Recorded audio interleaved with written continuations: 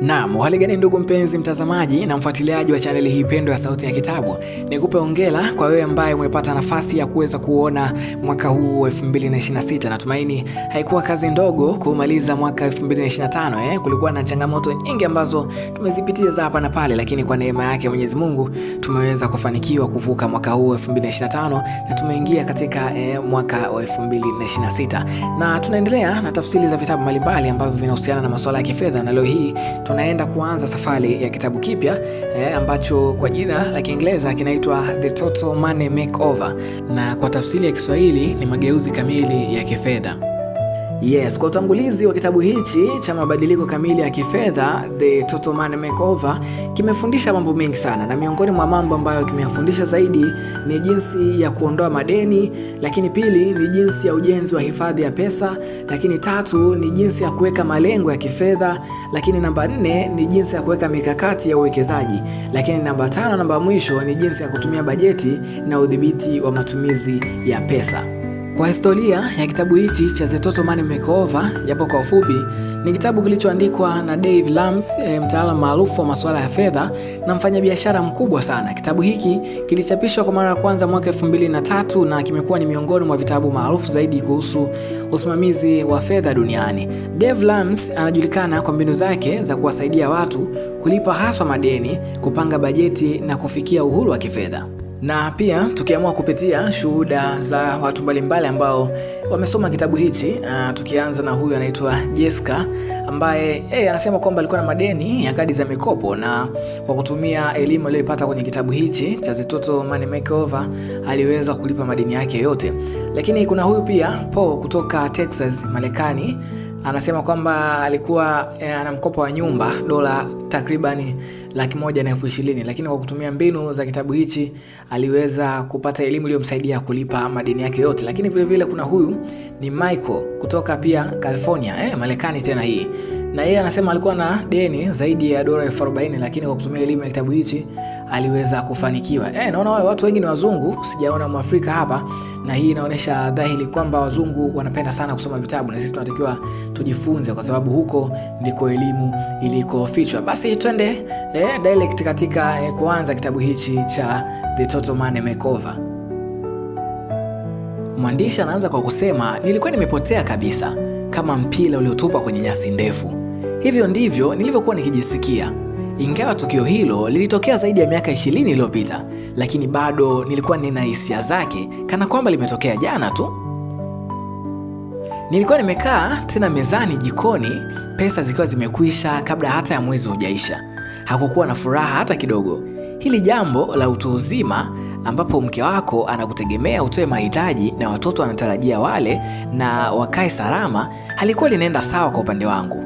Sikujiona kama mtu mzima mwenye nguvu. Badala yake ndani yangu kulikuwa na mvulana mdogo aliyekuwa na hofu kubwa. Hofu ya bili za mwezi, hofu ya mkopo wa nyumba, na hofu isiyoelezeka kabisa. Nilipofikiria kuhusu siku za baadaye, ningewezaje kuwasomesha watoto hadi chuo kikuu, kujiandaa kustaafu na kufurahia maisha bila kuishi nikiwa nimebanwa na wasiwasi wa pesa, yalikuwa maswali mengi zaidi akilini. Kila mwezi ilionekana kama sinema ile ile, mimi mezani pale pale nikiwa na wasiwasi ule ule na hata hofu zile zile na matatizo yale yale niliyokuwa nayo. Nilikuwa na madeni mengi sana, akiba ndogo, na hakuna kabisa hisia ya udhibiti juu ya maisha yangu. Haijalishi nilifanya kazi kwa bidii kiasi gani, sikuonekana kushinda. Nilijiona kama mtumwa wa kudumu wa mabenki, wa serikali na wa mahitaji ya familia. Mimi na Sharon, mke wangu, kila tulipojaribu kujadili masuala ya fedha, mazungumzo yaligeuka kuwa ugomvi. Yeye alibaki na hofu na mimi nikabaki nikijiona sifai kabisa. Kiufupi, nilikuwa na madeni mengi sana, akiba ndogo, na hakukuwa na udhibiti wa maisha yangu. Sikuhitaji mtu wa kunipa hamasa ya utajiri wa haraka, wala kuniambia niwaze kwa mtazamo chanya tu. Yaani sikuhitaji formula ya asili ya kupata utajiri. Sikuwahi kuogopa kufanya kazi kwa bidii au kujinyima, na sikupenda wazo la kujisikia chanya bila mabadiliko ya vitendo.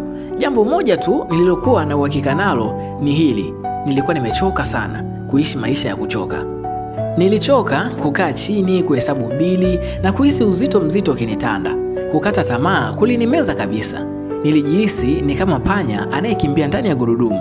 Nakimbia, lakini sisogei popote.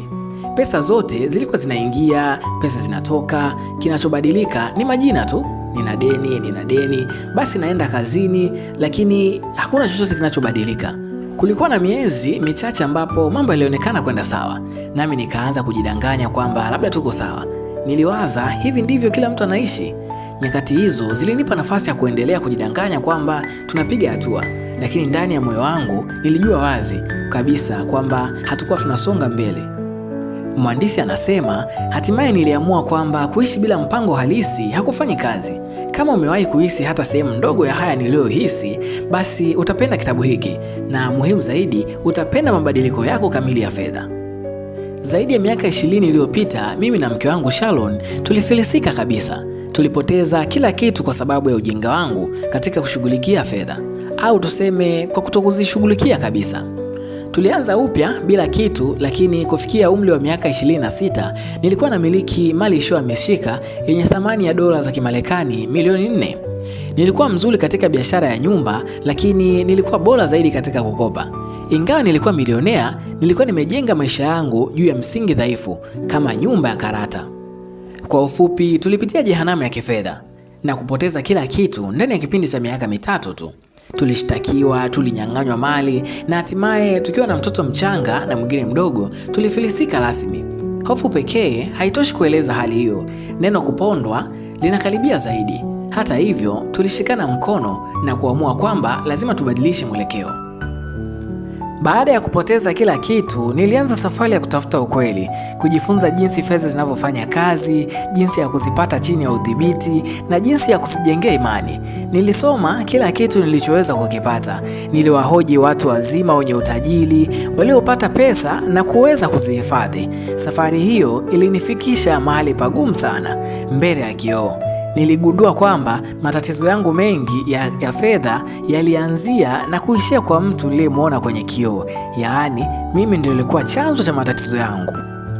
Nikatambua pia kwamba kama ningeweza kujifunza kumdhibiti mtu niliyekuwa nikimwona kwenye kioo, ningeweza kushinda katika masuala ya fedha. Safari hiyo imeniongoza kwa zaidi ya miaka 20 katika kuwasaidia wengine mamilioni ya watu kuchukua safari hiyo hiyo ya kujitazama kwenye kioo. Kupitia matukio ya moja kwa moja, chuo cha Financial Peace, kipindi cha The Dave Ramsey Show na vitabu vilivyouzwa sana, nimeweza kushiriki kile nilichojifunza kwa njia ngumu kuhusu fedha. Mwandishi anasema, ninakupa changamoto. Je, uko tayari kukabiliana na mtu uliye naye kwenye kioo? Kama uko tayari, basi uko tayari kushinda. Nilirejea kwenye hekima rahisi ya Mungu na ya bibi zetu kuhusu fedha. Kujenga utajiri si sayansi ya anga, na hilo ni jambo jema kwangu na labda kwako pia.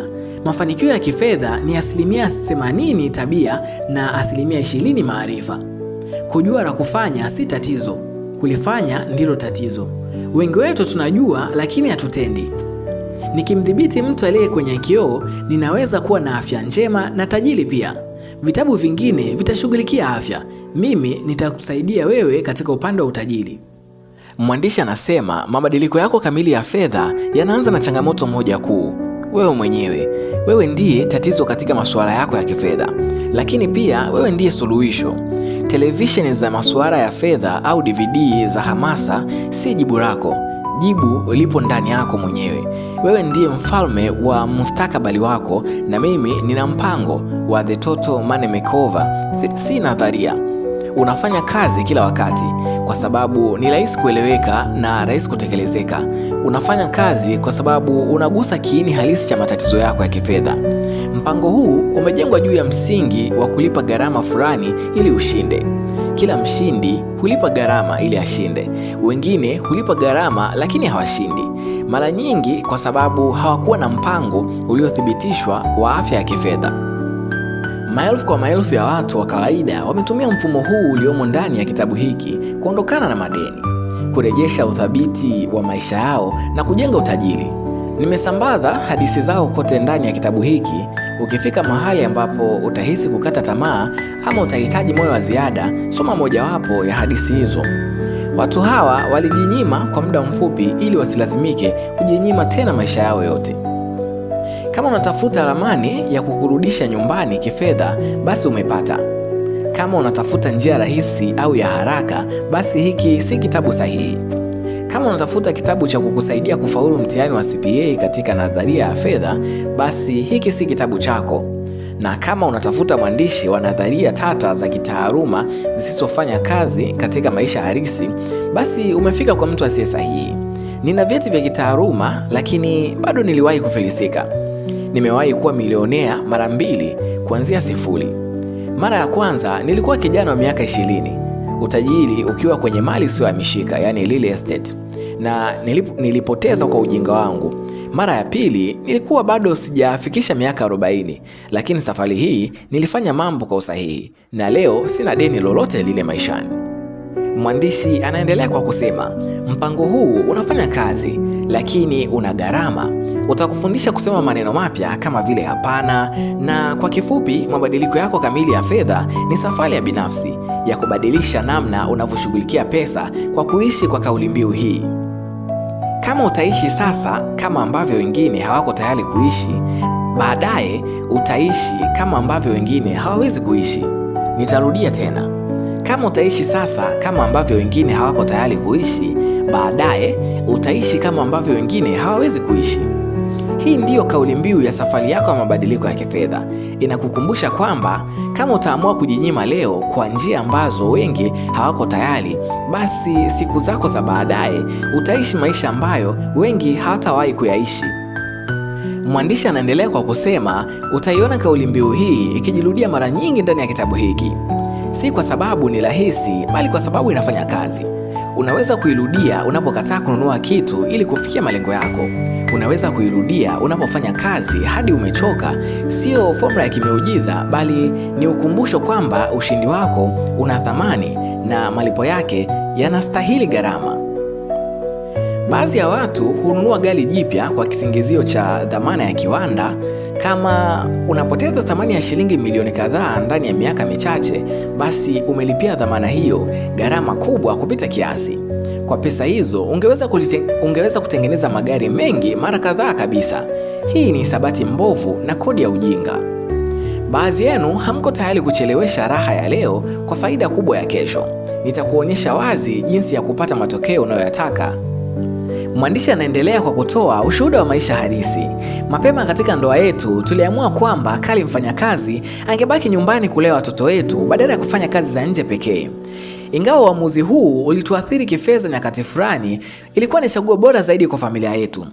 Kifedha tulifanya makosa kadhaa, kama kubaki na mikopo ya wanafunzi kwa sababu ya riba ndogo.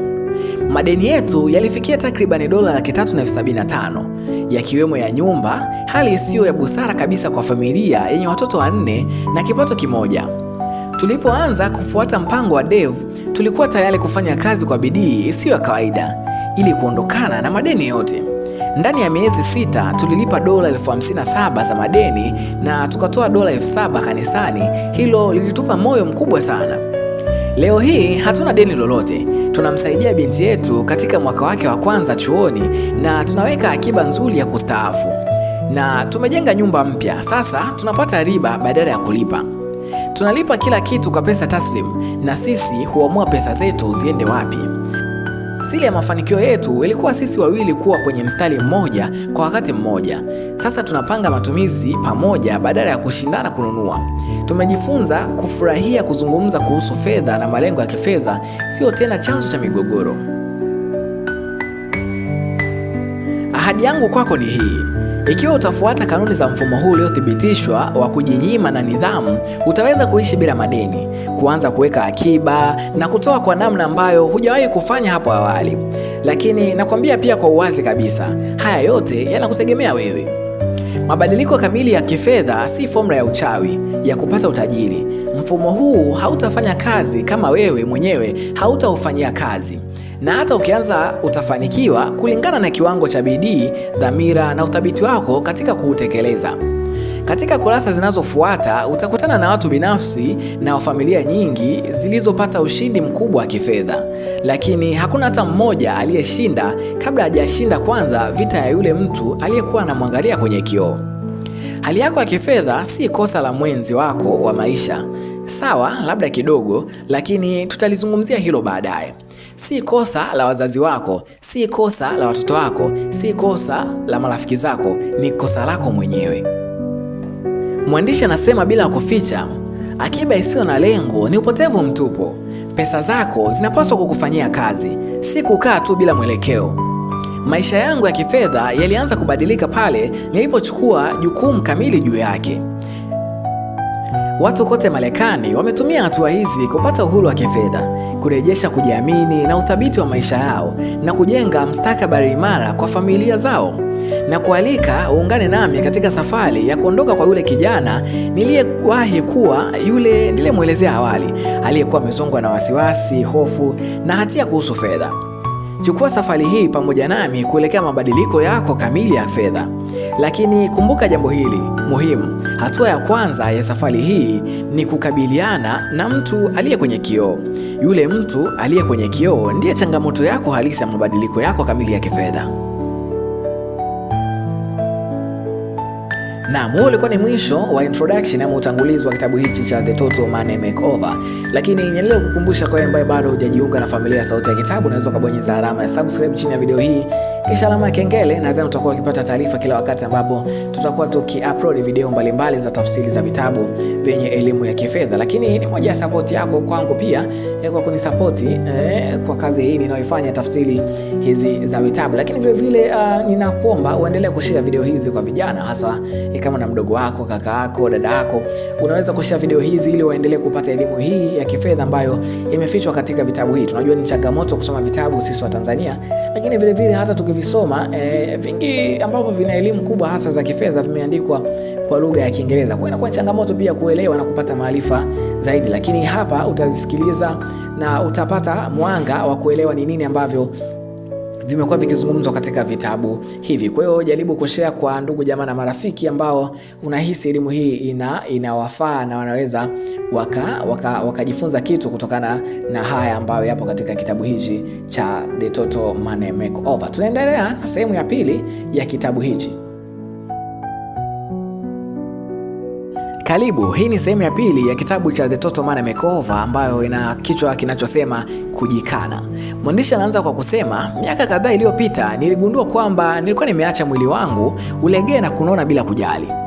Kwa miaka mingi nilifanya kazi kwa bidii kupita kiasi kwamba niliacha kabisa kujali hali yangu ya afya ya mwili.